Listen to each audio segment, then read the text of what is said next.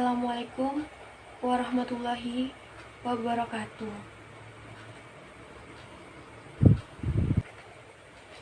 Sebelumnya, perkenalkan, nama saya Lutfi dari Prodi D3 Farmasi, tingkat 1, kelas A.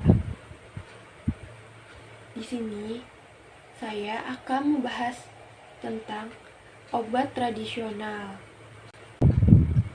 Sebelum ke materi, di sini saya akan bercerita sedikit tentang bagaimana kayanya tradisi di Indonesia, baik tradisi yang tertulis maupun tradisi turun-temurun, yang mana penyampaiannya dilakukan secara lisan. Hal ini juga membuktikan bahwa masyarakat di Indonesia sejak zaman dahulu telah mengenal ilmu pengetahuan berdasarkan pengalaman dari sehari-hari atau kesehariannya. Pengetahuan tersebut antara lain ada perbintangan, arsitektur, pengobatan tradisional, kesusastraan, dan masih banyak lagi yang mohon maaf tidak bisa disebutkan satu persatu di sini. Dari ilmu pengetahuan zaman dahulu yang tadi saya sebutkan, saya akan membahas tentang kayanya Indonesia akan pengetahuan mengenai pengobatan obat tradisional. Hampir setiap suku bangsa di Indonesia memiliki khasanah pengetahuan dan cara tersendiri mengenai pengobatan tradisional. Nah, sebelum ditulis ke dalam naskah kuno, pengetahuan tersebut terlebih dahulu diturunkan secara turun-temurun melalui tradisi secara lisan. Menurut Jojo Sugito, pada tahun 1985, dalam masyarakat itu sendiri, obat tradisional dibagi menjadi dua bagian, yaitu yang pertama, obat atau ramuan tradisional, dan yang kedua, yaitu cara dari pengobatan tradisional itu sendiri. Perkembangan dari obat tradisional dan juga pengobatan tradisional pada zaman sekarang atau saat ini bisa dibilang perkembangannya sangat pesat, apalagi yang dikhususkan obat tradisional yang asalnya dari tumbuh-tumbuhan. Nah, perkembangan yang sangat pesat ini dari obat tradisional dan juga pengobatan tradisional bisa kita lihat dari semakin banyaknya bentuk-bentuk dari sediaan obat tradisional dalam bentuk kemasan yang sangat menarik untuk para konsumen. Dalam perkembangan ini juga, pemerintah atau para instansi-instansi yang terkait merasa perlu dibuatkan aturan perundang-undang yang mengatur dan mengawasi peredaran produk-produk obat tradisional agar masyarakat terhindar dari hal-hal yang tidak diinginkan, khususnya masalah kesehatan. Perkembangan selanjutnya dari obat tradisional.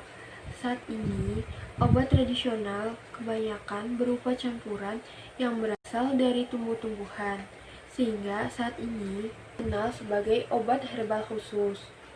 Nah, untuk obat herbal sendiri dibagi menjadi 3. Yang pertama ada jamu, yang kedua ada obat herbal terstandarisasi, dan yang terakhir ada fitofarmaka. 3 bagian ini nanti akan saya jelaskan pada pembahasan materi. Pada pembahasan materi yang awal ini, saya akan membahas tentang pengertian dari obat tradisional. Namun, tidak hanya pengertian dari obat tradisional secara umum saja, saya juga akan membahas tentang pengertian obat.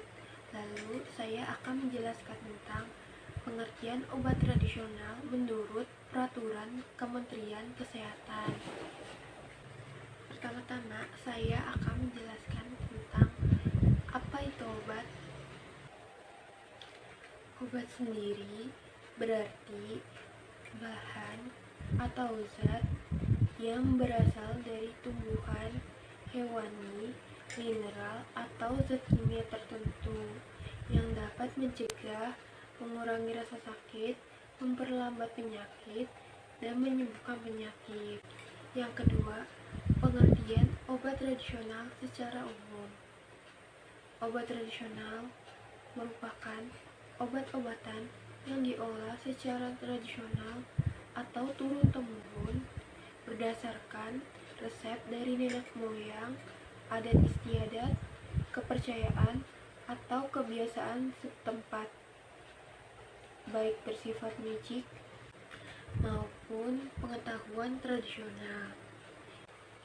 Yang ketiga, pengertian obat tradisional menurut peraturan Kementerian Kesehatan, yang mana obat tradisional itu sendiri berarti bahan atau ramuan bahan yang berupa bahan tumbuhan, bahan hewani, bahan mineral, dan bahan sediaan genetik atau campuran bahan-bahan tersebut yang secara tradisional telah digunakan untuk pengobatan berdasarkan pengalaman. Obat tradisional di Indonesia secara umum dibagi menjadi 3. Yang pertama ada jamu, yang kedua ada obat tradisional terstandarisasi, dan yang terakhir ada fitofarmaka. Pertama-tama saya di sini akan menjelaskan tentang jamu. Apa itu jamu?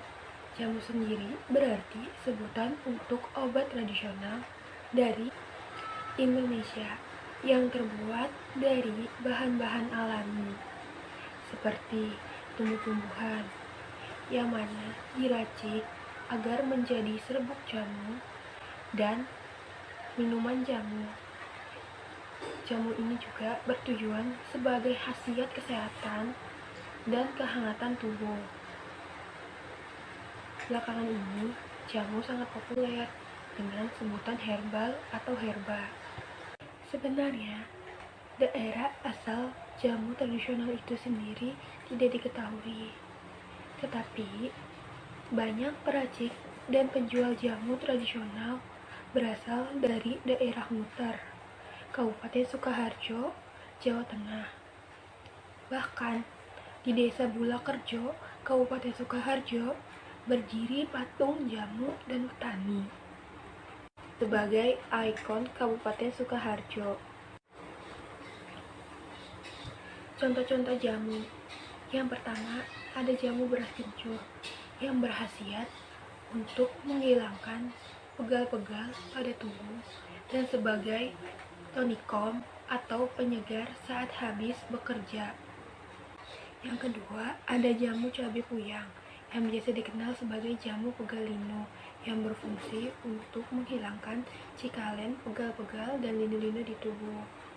Lalu ada jamu kudus Laos yang berfungsi untuk menurunkan tekanan darah. Dan masih banyak lagi macam-macam jamu yang mohon maaf tidak bisa saya sebutkan satu persatu di sini.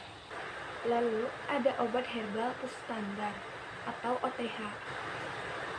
Obat herbal standar ini adalah obat tradisional yang disajikan dari ekstrak atau penyaringan bahan alam yang dapat berupa tanaman obat, binatang, maupun mineral. Pada pelaksanaan prosesnya, membutuhkan peralatan yang lebih kompleks dan berharga mahal, ditambah dengan tenaga kerja yang mendukung dengan pengetahuan maupun keterampilan pembuatan yang ekstra. Selain proses produksi dengan teknologi tinggi, jenis herbal ini pada umumnya telah ditunjang dengan pembuktian ilmiah berupa penelitian preklinik seperti standar kandungan, bahan berkhasiat, standar pembuatan ekstrak tanaman obat, standar pembuatan obat tradisional yang higienis, dan uji toksitas akut maupun kronis. Obat herbal terstandar juga harus memenuhi kriteria. Yang pertama, aman sesuai dengan persyaratan yang ditetapkan. Yang kedua, klaim khasiat dibuktikan secara ilmiah atau praklinik. Yang ketiga, telah dilakukan terstandarisasi terhadap bahan baku yang digunakan dalam produk jadi. Memenuhi persyaratan yang berlaku, jenis klaim penggunaan juga harus sesuai dengan tingkat pembuktian, yaitu tingkat pembuktian umum dan juga tingkat pembuktian medium. Dan yang terakhir ada fitofarmaka, yang mana fitofarmaka itu sendiri adalah obat tradisional dari bahan alam yang disetarakan dengan obat modern. Mengapa? Karena proses pembuatannya yang telah terstandar ditunjang dengan pembuktian ilmiah sampai dengan uji klinik pada manusia dengan kriteria memenuhi syarat ilmiah, protokol uji yang telah disetujui, pelaksanaan yang kompeten, memenuhi prinsip etika, dan tempat pelaksanaan uji memenuhi syarat. Fitofarmaka itu sendiri juga dapat dikatakan sebagai obat herbal tertinggi dari jamu dan herbal terstandar karena proses pembuatannya sudah mengadopsi CPOB dan sampai uji klinik pada manusia. Materi pembahasan yang kedua berisi tentang sejarah obat tradisional di Indonesia, yang mana obat tradisional sendiri telah dikenal secara luas di berbagai belahan dunia, terutama di negara-negara berkembang seperti Indonesia. Di negara-negara maju juga tidak kalah populer loh penggunaan obat tradisional. Pemanfaatan obat tradisional sendiri di Indonesia telah ada sejak berabad-abad yang lalu. Hal tersebut dapat dibuktikan melalui relief yang ditemukan di Candi Borobudur. Pada relief Karmawip Angga ditemukan gambar seorang laki-laki mendapatkan perawatan dari berbagai wanita dengan cara memijat kepalanya, serta memegang tangan dan kakinya. Relief lain mengilustrasikan tanaman yang sampai sekarang masih digunakan sebagai komponen jamu. Antara lain ada nagasari, semanggen, cendawawangi, kecubung, dan masih banyak lagi. Dari relief-relief tersebut dapat diidentifikasi bahwa lebih dari 50 jenis tanaman. Nah, gambar yang serupa juga ditemukan pada Candi Prambanan, Candi Penataran, Candi Sukuh, dan juga Candi Tegawangi. Selain dari relief candi, bukti penggunaan obat tradisional juga ditemukan dari informasi tertulis pada serat kawuh dan serat centini yang tersimpan di perpustakaan keraton. Serat centini memuat semua pengetahuan yang di Jawa sejak zaman pemerintahan Sultan Agung sampai serat tersebut ditulis, yaitu pada tahun 1814. Pada tahun 1831 ditulis serat Kawruh, bab jampi-jampi Jawi yang merupakan kumpulan ramuan obat asli dari Indonesia bagian Jawa. Buku yang ditulis dalam bahasa Jawa dan dengan menggunakan aksara Jawa tersebut memuat 1166 resep yang terdiri atas 922 resep ramuan bahan alam dan 244 resep berupa catatan rajah dan jimat atau gambar-gambar doa, rapal, dan mantra yang mempunyai daya penyembuh. Bagi masyarakat Jawa dan Madura, obat tradisional dikenal sebagai jamu, yang berarti obat tradisional yang berasal dari tanaman. Saat ini istilah jamu telah diadopsi ke dalam bahasa Indonesia dengan arti yang sama. Jamu gendong merupakan salah satu jenis jamu yang dijual tanpa label, yang mana sediaan jamu dimasukkan ke dalam botol-botol, kemudian botol dimasukkan ke dalam keranjang bambu atau rotan, yang dibawa dengan punggung menggunakan kain panjang dan lebar yang biasa disebut sebagai selendang. Di materi yang terakhir ini, saya akan membahas tentang kelebihan dan kekurangan dari obat tradisional. Pertama-tama, saya akan membahas tentang kelebihan dari obat tradisional. Apa saja sih kelebihan dari obat tradisional itu? Nah, yang pertama, efek samping dari obat tradisional itu sendiri relatif lebih kecil bila digunakan secara benar dan tepat, dan aman jika digunakan dengan tepat, baik takaran, waktu, cara penggunaan, dan juga pemilihan bahan yang sesuai dengan indikasi tertentu. Yang kedua, adanya efek komplementer atau sinergisme dalam ramuan obat tradisional atau komponen bioaktif tanaman obat. Yang ketiga, pada satu tanaman obat bisa memiliki lebih dari satu efek farmakologi. Dan manfaat yang keempat, obat tradisional sendiri lebih sesuai untuk penyakit-penyakit metabolik atau degeneratif. Selanjutnya, kita akan membahas tentang apa saja sih kekurangan dari obat tradisional. Yang pertama, efek farmakologis yang lemah. Yang kedua, bahan baku belum terstandar dan bersifat higroskopi serta voluminous. Yang ketiga, belum dilakukan uji klinik dan juga mudah tercemar jenis mikroorganisme. Kesimpulannya, obat merupakan bahan atau zat yang berasal dari tumbuhan, hewan, ataupun zat kimia. Sedangkan obat tradisional yaitu obat yang berdasarkan resep secara turun-temurun dari nenek moyang. Obat tradisional juga ditemukan pada informasi tertulis pada Serat Kerawuh tahun 1931 yang berisi kumpulan ramuan obat asli dari Indonesia. Dan Serat Centini ditemukan di Keraton Istana Surakarta. Obat tradisional juga memiliki kelebihan, salah satunya efek samping yang relatif rendah, dan memiliki kekurangan seperti bahan baku yang belum terstandar dan bersifat higroskopis.